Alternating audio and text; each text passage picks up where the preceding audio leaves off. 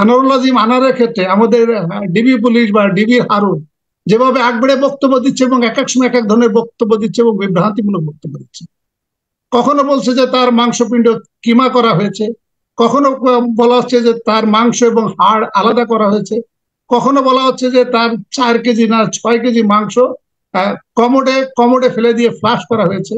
এটি তো একটা পাগলও তো বিশ্বাস করবে না। আমার আমার এখানে শ্রদ্ধেয় মাহবুব স্যার আছেন, এখন এই মুহূর্তে ডিবি হারুন গেছেন নেপালে।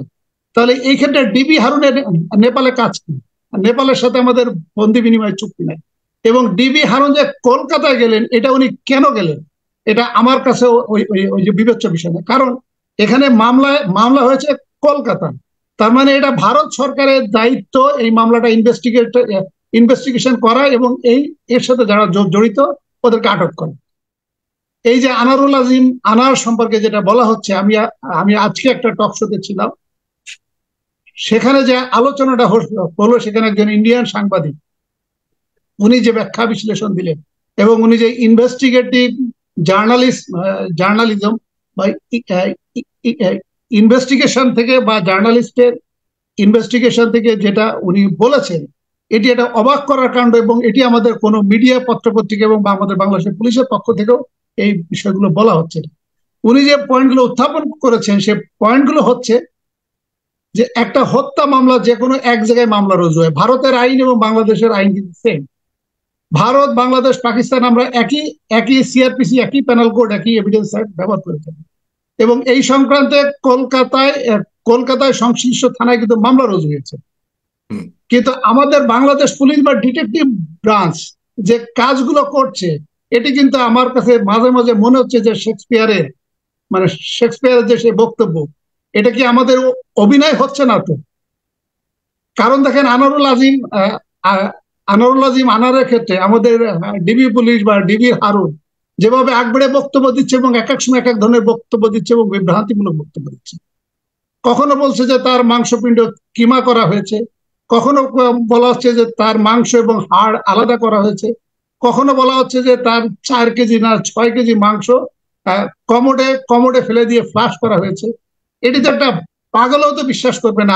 আমার এখানে শ্রদ্ধেয় মাহবুব স্যার আছেন, যেটা হলো যে আপনি দেখেন মাংস একটা শক্ত জিনিস, আপনি এই শক্ত জিনিস 6 কেজি মাংস আপনি ফ্লাশে দিলে এই এই কমোডটায়, এবং এটা একটা মাল্টি স্টোরেড বিল্ডিং বা ওটা কিন্তু ফ্ল্যাট, তার মানে এক ফ্ল্যাটের সাথে অন্যান্য ফ্ল্যাটের যে সুয়ারেজ সিস্টেম এখানে কিন্তু পাইপের সাথে সম্পর্কযুক্ত।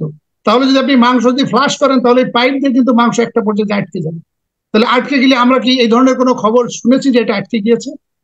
আচ্ছা, এখন এই মুহূর্তে ডিবি হারুন গেছেন নেপালে। তাহলে এই ক্ষেত্রে ডিবি হারুনের নেপালে কাজ কি? নেপালের সাথে আমাদের বন্দি বিনিময় চুক্তি নাই। এবং ডিবি হারুন যে কলকাতায় গেলেন, এটা উনি কেন গেলেন, এটা আমার কাছে ওই যে বিবেচ্য বিষয় না। কারণ এখানে মামলা হয়েছে কলকাতা, তার মানে এটা ভারত সরকারের দায়িত্ব এই মামলাটা ইনভেস্টিগেশন করা এবং এর সাথে যারা জড়িত ওদেরকে আটক করা। এখন যদি কোনো অভিযুক্ত বাংলাদেশে পালিয়ে থাকে, তাহলে আমাদের রিসেন্ট 4-5 বছর আগে বাংলাদেশের সাথে ভারতের বন্দি বিনিময় চুক্তি হয়েছে। তাহলে সেই ক্ষেত্রে ভারত সরকার বা ভারতের পুলিশ বা কলকাতার পুলিশ এটা রিকুইজিশন দিবে বাংলাদেশ সরকারকে, বলবে যে এই মামলা সংক্রান্তে অমুকে অমুকে বাংলাদেশে পালিয়েছে, আপনি তাকে আটক করে আমাকে হস্তান্তর করুন। কারণ আপনি ডিবি পুলিশ, বাংলাদেশের ডিবি পুলিশ যে তাদেরকে আটক করছে, আটক করে তাদেরকে রিমান্ডে নিচ্ছে অন হট অথরিটি।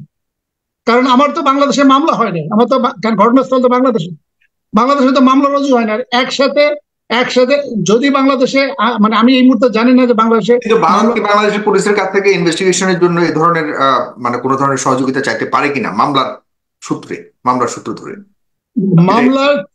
ধরে ইনভেস্টিগেশনের সহযোগিতা চাইতে পারে। কিন্তু আপনি দেখেন ডিবি হারুন কলকাতায় যেভাবে বক্তব্য দিচ্ছে, কলকাতা পুলিশের থেকে আপার হ্যান্ড নিয়ে উনি কিন্তু নিজেই প্রেসে এসে বক্তব্য দিচ্ছে, মিডিয়াতে এসে বক্তব্য দিচ্ছে।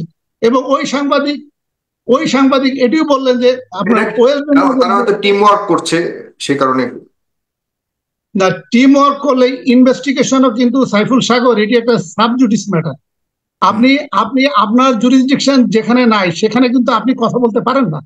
তার মানে এখানে ডিবি পুলিশ বা ডিবি হারুনের জুরিসডিকশন কিন্তু কলকাতা পুলিশের উপরে কিন্তু না। তো তাহলে আপনার যেখানে জুরিসডিকশন নাই, একটা সাবজুডিস ম্যাটার, তাহলে মানে এখন সেখানে আপনি সবসময় এক এক পুরো ধরনের সবকিছু মিলিয়ে আনার হত্যার বিষয়টাকে আপনি কিভাবে দেখতে চাচ্ছেন? তাহলে আমি এই জায়গাটাতে যদি ছোট্ট করে কনক্লুড করে নিতে। আমি আমি আনার হোসেনের বিষয়টি এবং আনোয়ারুল বেনজির আজিমের। এবং আনোয়ারুল আজিম। আনোয়ারুল আজিম আনার এবং ডক্টর বেনজির এবং জেনারেল আজিজ, এই ঘটনার আমি আলাদাভাবে দেখতে, মানে আলাদাভাবে আমি দেখছি না।